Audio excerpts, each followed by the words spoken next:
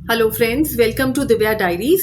आज हम बात करने वाले हैं एक बहुत इंपॉर्टेंट टॉपिक पे और इसके बाद आप अपनी कंप्लीट प्रिडिक्शन बहुत अच्छे से कर पाएंगे अगर आपने लास्ट सारे वीडियोस देखे हैं तो। आज बात करेंगे दशाओं की। बिना दशा के कभी भी कोई भी इवेंट ट्रिगर नहीं होता है। हर पल हमारी दशाएं बदलती हैं। हर कुछ दिनों तक हम बहुत एक्यूरेटली समझ सकते हैं किस प्लैनेट की दशा आ रही है। हम सबके चार्ट में सेम प्लैनेट अलग अलग तरह से इवेंट को ट्रिगर कर सकते हैं। मैं एक एग्जाम्पल लेती हूँ। सपोज आपके 3 नंबर की दशा आती है। 3 नंबर आपको पता है जुपिटर का होता है। 3 नंबर की दशा अगर आपके चार्ट में नंबर नहीं है, आपको एक्सपेंशन देगी, आपको लर्निंग देगी, आपको स्पिरिचुअलिटी देगी, है ना। कुछ एट्रीब्यूट्स मैं यहाँ पर ले रही हूँ, बाकी आप क्लासेस में समझ पाएंगे। लेकिन अगर आपके पास ऑलरेडी 3 नंबर था और ये बिना डेस्टिनी के मल्टीपल होकर आ रहा है तो आप देखेंगे फैमिली इश्यूज हो सकते हैं। इस टाइम पे बहुत क्लियरली ये इंडिकेट करता है। अगर आपका डेस्टिनी नंबर होकर आ रहा है तो आप जानते हैं ग्रोथ, कहीं ना कहीं अचीवमेंट्स, कहीं ना कहीं प्रमोशंस, कहीं ना कहीं स्पिरिचुअलिटी में और ज्यादा एक्सपेंशन, आपके बिजनेस में एक्सपेंशन। तो आप समझ पा रहे हैं जैसे ही दशाएं एक्टिवेट होती हैं वो अपने कॉम्बिनेशंस के हिसाब से, आपके चार्ट के हिसाब से इवेंट्स ट्रिगर कर देती हैं और दशाओं के बिना कुछ भी नहीं हो सकता। तो आज हम बात करेंगे, आज हम सीखेंगे कैसे आप अपने चार्ट में महादशा, अंतरदशा, प्रत्यंतर दशा ये कैलकुलेट कर सकते हैं और कैसे आप अपने चार्ट में डिफरेंस देखेंगे। जब भी वैदिक न्यूमरोलॉजी में ये प्रिंसिपल है, जब कोई दशा आती है वो नंबर ऐड होता है आपके चार्ट में। और अब तो आप बहुत क्लियरली जानते हैं, मैंने बहुत सारे योगा आपके साथ शेयर करे हैं मल्टीपल नंबर कॉम्बिनेशन में, राज योगा में, इंडिविजुअल नंबर के डिटेल्स में, कि जब नंबर्स एक दूसरे के साथ कंबाइन करते हैं तो उनका मीनिंग चेंज हो जाता है ना। तभी इसी तरह से तो प्रेडिक्शंस होती हैं। तो इसलिए हम ये वाला मोस्ट इंपॉर्टेंट वीडियो है, इसे जरूर से आप बहुत क्लियरली, बहुत अच्छे से देखिएगा। थोड़ा सा टिपिकल हो सकता है दशा का कैलकुलेशन, लेकिन इतना डिफिकल्ट नहीं है। आप 1-2 बार देखेंगे, बहुत आराम से कर लेंगे। महादशा कुछ सालों तक चलती है। अंतरदशा जिसे आप पर्सनल ईयर के नाम से जानते हैं वो ईयरली दशा है। प्रत्यंतर दशा जिसे आप मंथली दशा के नाम से जानते हैं वो कुछ दिनों से कुछ महीनों तक चलती है। और इन तीनों के नंबर्स के ऐड होने से कॉम्बिनेशंस बनते ही आप बहुत इजीली प्रिडिक्शंस कर सकते हैं। चलते हैं दशा कैलकुलेशन सीखते हैं।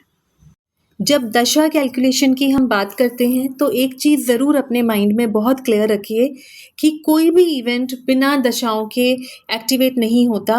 जब प्लैनेट्स की दशा आती है तभी वो कॉम्बिनेशन में बनकर कोई ना कोई इवेंट ट्रिगर करते हैं। इसीलिए दशाओं की अंडरस्टैंडिंग बहुत ज़रूरी है। दशा आने से क्या होता है मैं अभी आपको आगे चलकर दिखाऊंगी। वैदिक ग्रिड का ये तरीका है प्रिडिक्शन का।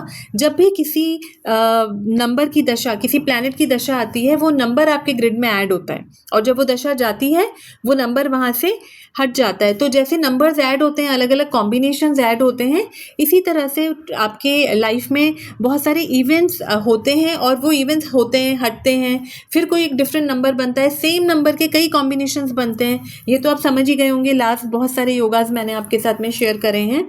तो इस तरह से प्रिडिक्शंस होती हैं। इसीलिए दशा के बिना कभी भी प्रिडिक्शन नहीं हो सकती। हम आज बात करेंगे महादशा, अंतरदशा, प्रत्यंतर दशा और डेली दशा की। डेली दशा का मैंने इम्पैक्ट उतना एक्यूरेट नहीं देखा है, फिर भी for the sake of learning मैं आपसे शेयर ज़रूर करूँगी। देखिए, मैंने एक ग्रिड लिया है, ये एक नेटल ग्रिड है 1 सितंबर 2025 का। हमने ये ग्रिड बनाया जैसे हमने बनाना सीखा है पहले, आप जानते हैं।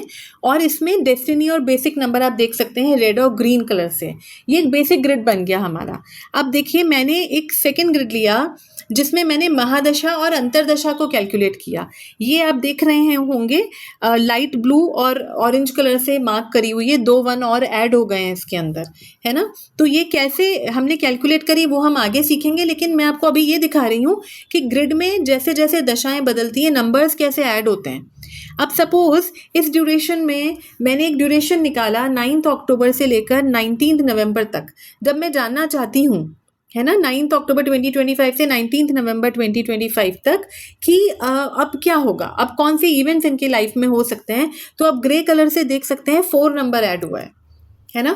तो 4 नंबर ऐड होते, अब आप समझ गए 954 का कॉम्बिनेशन कंप्लीट हो रहा है, 24 कंप्लीट हो रहा है, वहाँ पर हमारे वंस इतने ऐड हो गए थे।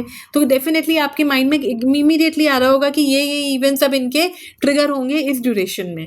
तो इस तरह से वर्क करता है महादशा, अंतरदशा, प्रत्यंतर दशा के नंबर्स।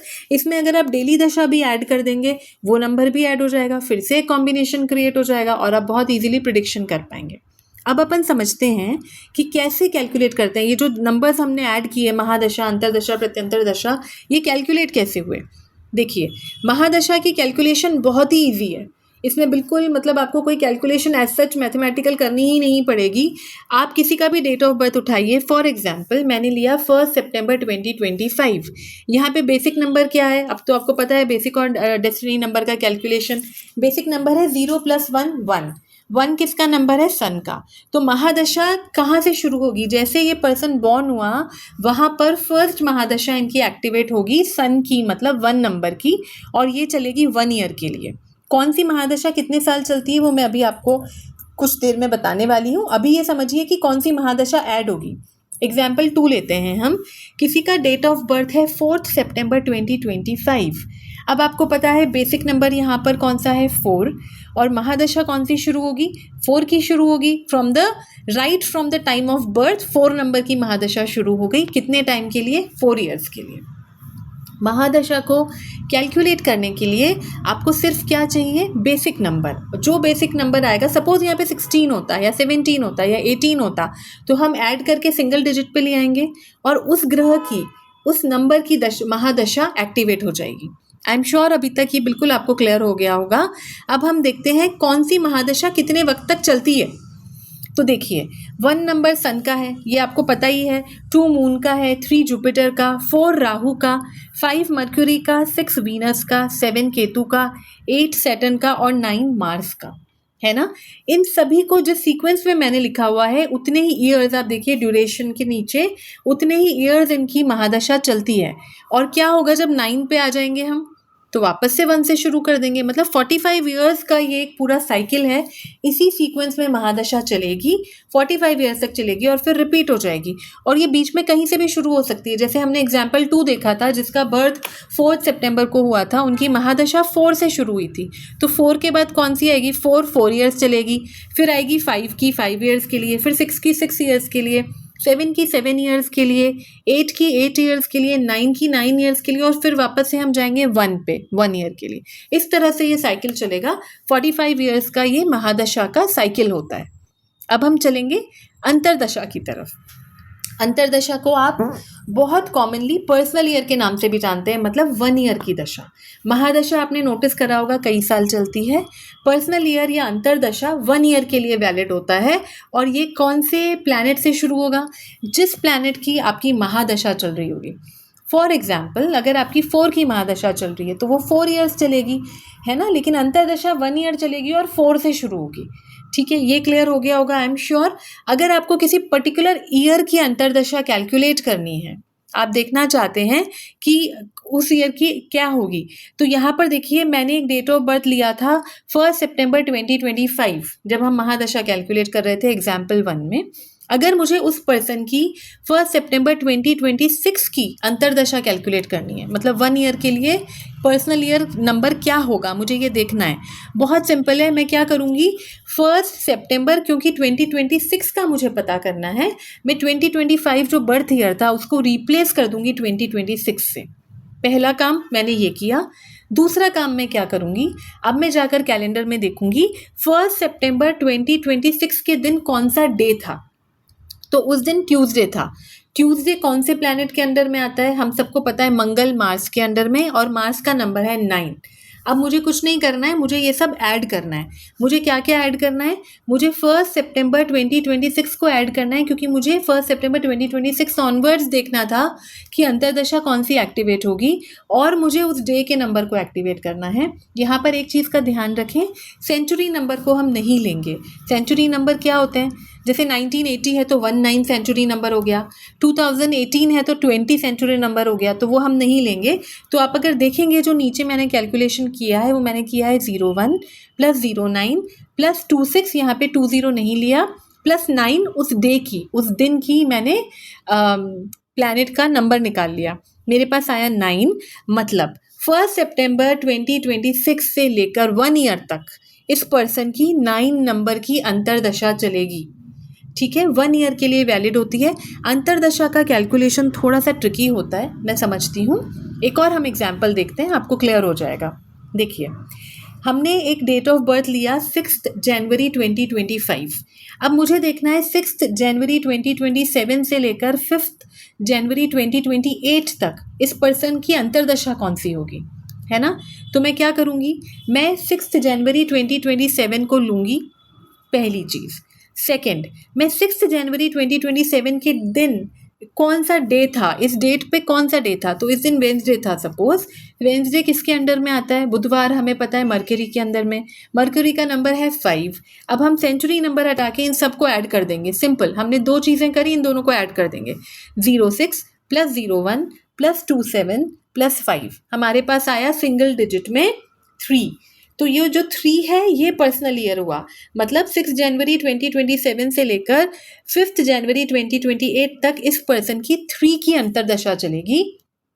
अंतर्दशा महादशा से ज़्यादा पावरफुल होती है, ये आपको बहुत कम ही जगह पता चलेगा, तो ये प्लीज़ अपने माइंड में क्लियर रखिएगा, क्योंकि इम्पैक्ट हायर होता है अंतर्दशा और प्रत्यंतरदशा का, क्योंकि ये कुछ वक्त के लिए आते हैं। चलिए अब हम चलते हैं और डिटेल में, मतलब ये जो अंतर्दशा है मुझे इसको भी फर्दर एनालाइज करना है और डीप जाना है कि नहीं, मुझे तो कुछ दिनों में पता करना है कि इवेंट क्या होगा। तो अब यहाँ पर हम कैलकुलेट करेंगे प्रत्यंतर दशा। प्रत्यंतर दशा में आपको ज़्यादा कोई कैलकुलेशन नहीं करनी है, बहुत सिंपल रूल है, फिक्स्ड है, आपको सिर्फ 2 चीज़ों का ध्यान रखना है। प्रत्यंतर दशा, जिसे आप मंथली दशा के नाम से भी जानते हैं, जो अंतर्दशा में प्लैनेट की दशा चल रही थी वहाँ से आपकी प्रत्यंतर दशा शुरू होगी। ये तो अब आपको क्लियर हो ही गया होगा। महादशा, अंतर्दशा, प्रत्यंतर दशा में ये रूल सब जगह सेम है ना। अब देखिए हमने करा क्या, हमें क्योंकि 1 ईयर को डिवाइड करना है, 365 डेज़ को हमें इन 9 प्लैनेट्स में प्रोपोर्शनेटली डिवाइड करना है। ये 9 प्लैनेट्स का प्रोपोर्शन आपको पता है 45 ईयर्स में 1:2:3:4:5 ऐसे चलता है, हमने देख लिया। और 365 डेज़ होते हैं 1 ईयर में, हम सिंपली 365 को 45 से डिवाइड कर देंगे, हमारे पास आएगा 8.11 डे। ये आपको क्लियर हो गया होगा, सिंपल कैलकुलेशन है। अब देखिए हर प्लैनेट के number of days already defined है, क्योंकि प्रोपोर्शनेटली हमने डिवाइड किया है ना। कैसे चलेंगे, 1 सन की दशा 8 डेज चलेगी, मून की 16 डेज, जुपिटर की 24 डेज, इस तरह से, और टोटल अगर आप करेंगे तो आपके पास 365 डे हो जाएगा। कहीं से भी शुरू हो सकती है, जो अंतर्दशा का प्लैनेट था वही आपका प्रत्यंतर दशा का प्लैनेट होगा। फॉर एग्जाम्पल किसी का राहु की अगर अंतर्दशा चल रही थी तो प्रत्यंतर दशा भी राहु से शुरू होगी 32 डेज़ के लिए, फिर होएगी 41 डेज़ के लिए मर्क्यूरी की, फिर 49 डेज़ के लिए वीनस की, इस तरह से 73 डेज़ पे आ गया मार्स, वापस से हम चले जाएंगे सन पे 8 डेज़ के लिए, और ये साइकिल कंप्लीट होगी। क्योंकि राहु से शुरू हुई थी ये वाली दशा, तो ये एंड कहाँ होगी, जुपिटर के 24 डेज़ पे। आई एम श्योर आपको क्लियर हो पा रहा होगा। महादशा और अपना प्रत्यंतर दशा का कैलकुलेशन तो काफ़ी इजी है, अंतर्दशा का डेफिनेटली आपको 1-2 बार देखना होगा, तब आप बहुत आराम से कैलकुलेट कर पाएंगे। मैंने बहुत कोशिश करी है इसको सिंप्लीफाई करके आपके सामने लाने की, और एक एक स्टेटमेंट लिखे हुए हैं, उन्हें रीड करिए 1-2 बार, आई एम श्योर आप कर पाएंगे। अब मैं आपको लेकर जा रही हूँ डेली दशा के कैलकुलेशन पे।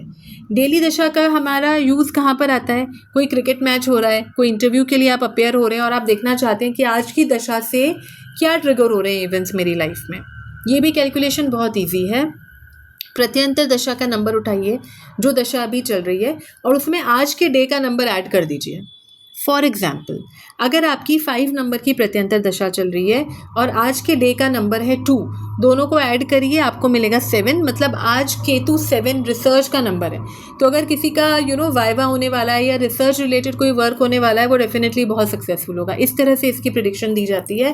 फिर भी मैं यहाँ एक डिस्क्लेमर देना चाहूँगी, मेरे एक्सपीरियंस में डेली दशा कैलकुलेशन को मैंने उतना एक्यूरेट प्रिडिक्शन देते हुए नहीं देखा है। इसकी जगह पर कुछ वक्त बाद मैं आपको होरारी सिखाऊंगी, न्यूमरोलॉजी में भी, और जब हम केपी सीखना शुरू करेंगे तो केपी एस्ट्रोलॉजी में भी वो बहुत एक्यूरेट होता है। वहाँ तो डेट ऑफ बर्थ की भी ज़रूरत नहीं होती है, लेकिन रिजल्ट्स बहुत एक्यूरेट आते हैं। तो इस तरह के क्वेश्चन के आंसर्स होरारी चार्ट, होरारी टेक्नोलॉजी से करना ज़्यादा अच्छा रहता है, प्रश्ना भी जिसे आप कहते हैं।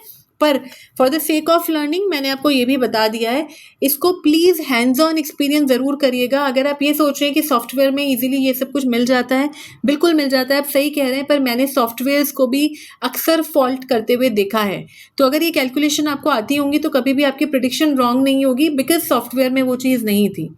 ओके अगर फिर भी आपके पास कुछ क्वेश्चंस रह जाते हैं, बिकॉज आई अंडरस्टैंड ये थोड़ा सा ट्रिकी है कैलकुलेशन, प्लीज़ कमेंट करिए या मुझे कॉल करिए, फिर से हम रिपीट करके अंडरस्टैंड कर सकते हैं। Good bye.